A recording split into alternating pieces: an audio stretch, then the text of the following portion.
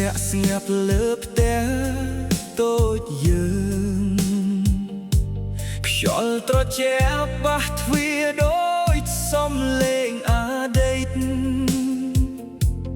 រូបថតចាស់នៅលើជញ្ជាំងនៅតែញញឹមតែខាងក្នុងបែបដងវិញស្ងៀមស្ងាត់ខ្លាំងថ្ងៃមុនយើងធ្លាប់មានសំណាយពេញផ្ទះមានម្ហូបក្តៅមានសំលេងហៅគ្នារក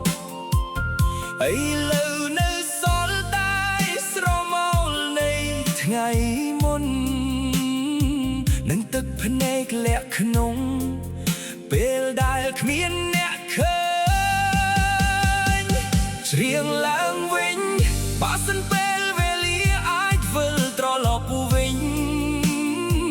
ខ្ញុំចង់អបក្រុមគ្រួសារម្ដងទៀតឲ្យណែនចង់ឮសំឡេងម្ដាយចង់ឃើញពុកញញឹមចង់ឲ្យផ្ទះនេះកុំសល់តែភាពឯកោបងប្អូនធ្លាប់លេងនៅមាត់ទ្វារផ្ទះឥឡូវម្នាក់បែកផ្លូវទៅឆ្ងាយតែស្នាមចាស់នៅក្នុងចិត្តមិនដែលបាត់វានៅរៀងរាល់ថ្ងៃដោយភ្លើងតូចមួយបើថ្ងៃណាមានឱកាសជួបគ្នាម្ដងទៀតសូមកុំឲ្យពាក្យឈឺចាប់នៅចន្លោះបេះដូងខ្ញុំចង់សាងសង់ផ្ទះនេះឡើងវិញដោយក្តីស្រឡាញ់ឲ្យកូនយល់យើងបានដឹងថាគ្រួសារមានតម្លៃប៉ុណ្ណាជៀងឡើងវិញបើសិនពេលវេលាអាចវិលត្រឡប់វិញ